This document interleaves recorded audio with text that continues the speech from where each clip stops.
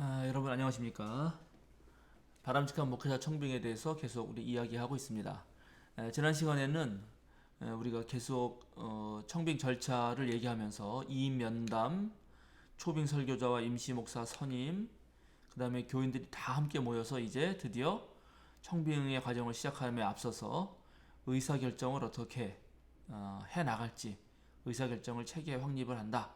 그래서 청빙 방법 및 청빙 일정, 청빙위원회를 구성하고 청빙위원회 역할과 위상을 정하고 청빙위원회가 앞으로 보고하고 또 어떻게 몇 번을 보고할지에 대해서 결정하고 청빙위원회 구성은 대표성과 역사성과 지도력을 가진 분들로 한 10명 내외를 구성하는 게 좋겠다는 말씀드렸습니다.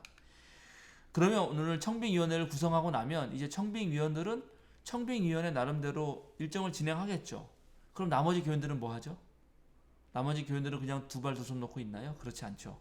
담임 목사가 모시기 전까지 청빙위원들을 제외한 나머지 모든 교인들은 또 나름대로 담임 목사를 모시기 위해서 기도도 하고 훈련을 해야 합니다. 왜냐하면 결국 담임 목사를 모시는 이유는 뭔가요? 제가 첫 번에 말씀드렸지만 목회자와 또 일반 신도들과 함께 하나님의 나라 그리고 하나님의 나라를 일굴 주님의 몸 되신 교회 공동체를 세워나가자 하는 것이 우리의 그 청빙의 목적 아닙니까? 그러니까 함께 올바른 교회를 세워나가기 위해서 이제 새롭게 담임 목사를 청빙하면서 자신의 신앙도 점검하고 자신의 교회도 되돌아보는 그런 시간을 가져야 하는 것입니다. 청빙하는 시간이 짧게는 3개월, 뭐 길게는 정말 1년도 걸리고 제가 2년까지 걸리는 그런 교회도 봤어요.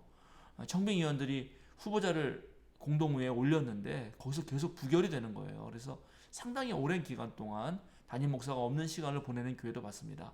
그런 시간을 그냥 기다리는 시간이 아니라 아주 적극적으로 교인들이 함께 다시 더 멋진 교회를 내일의 교회를 만들기 위해서 준비하는 시간으로 삼으면 좋겠다는 것입니다.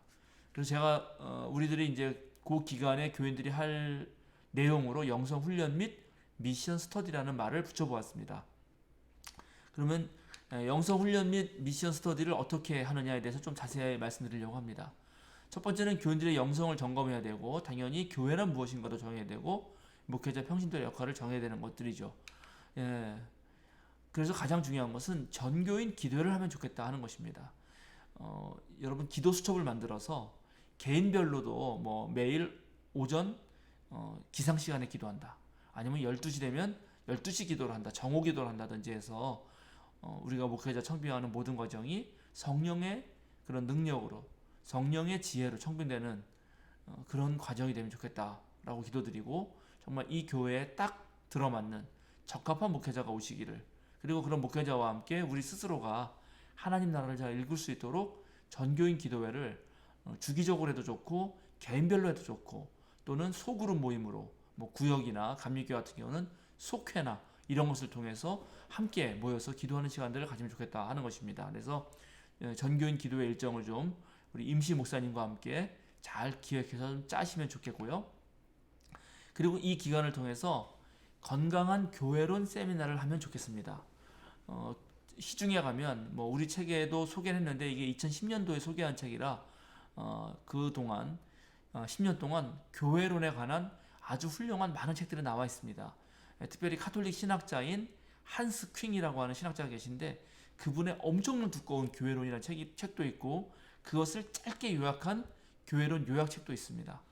그리고 이제 그런 것들은 우리 목회자들 다른 노회 목회자들이라든가 그 다음에 신학원에 신학교에 우리 교수님들을 통해서 교회론과 관련된 좋은 책들을 소개받을 수 있을 것입니다.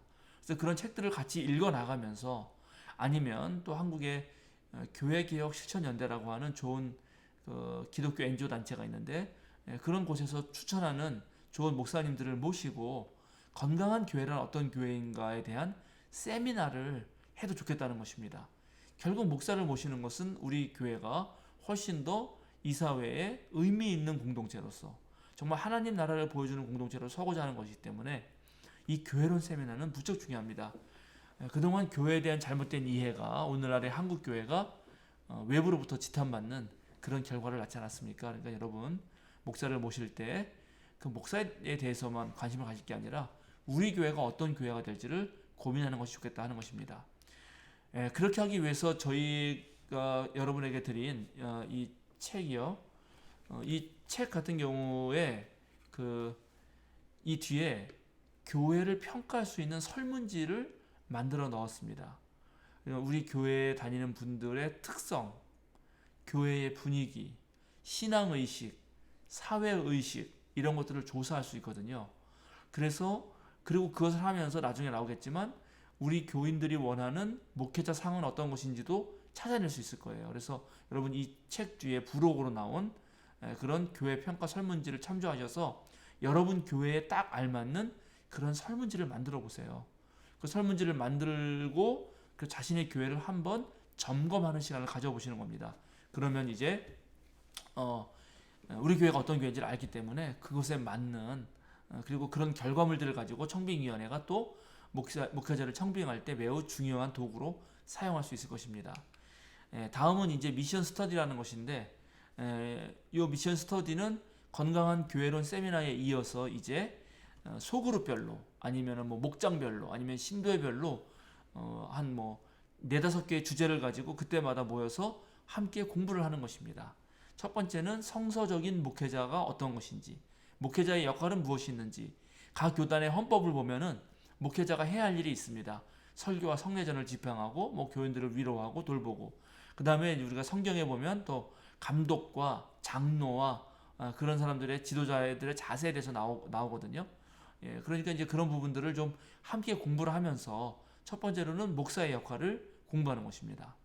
두 번째는 그런 목사와 더불어서 각 교인들, 평신도들은 어떤 역할을 해야 되는지, 교회는 또 각각의 직분을 두죠. 뭐 권사라든가 집사라든가 장로라든가 그런 직분을 가진 재직들은 어떤 역할을 감당해야 되는지, 이런 신도의 역할들도 함께 또 나눠보는 것이 좋습니다.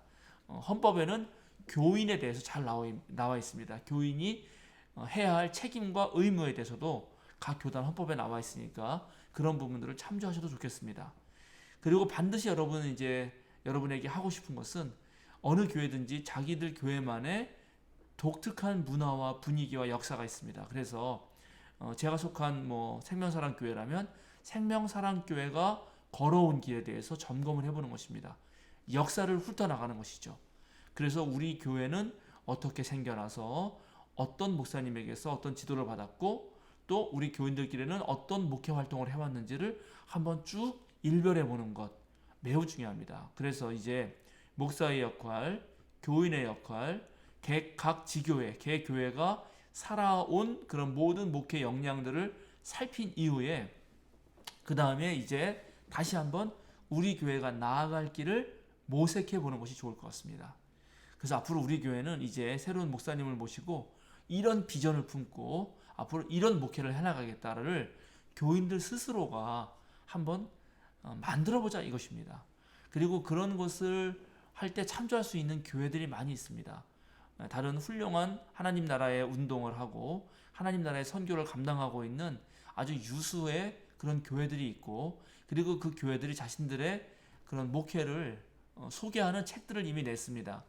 예를 들어서 예장 통합측 교회이긴 하지만은 그 손인웅 목사님이 목회하셨던 덕수교회라는 데가 있는데, 그 덕수교회 같은 경우는 장신대 학교의 신학과 교수님들을 초빙해서 그 교회의 목회를 분석하게 하고 그 목회를 소개하는 오색 목회라는 책을 냈습니다.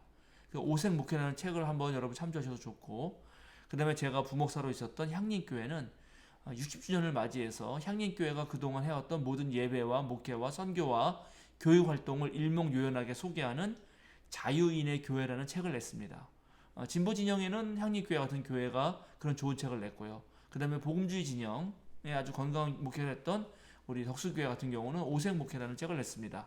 아마 이 밖에도 많은 교회들이 자신의 목회를 소개하는 책을 냈을 것입니다.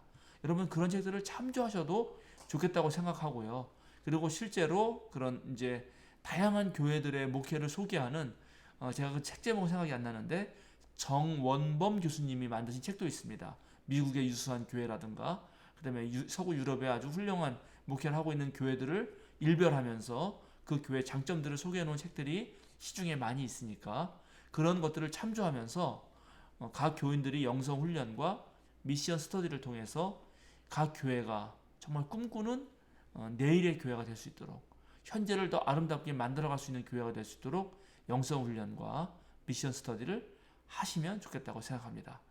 자, 그러면 오늘 바람직한 목회자 청빙에 대한 강의는요, 청빙위원회를 구성했으면 청빙위원들이 청빙 절차를 하는 과정 동안 이제 주로 교인들이 모여서 주로 무엇을 해야 되는지에서 말씀드렸습니다.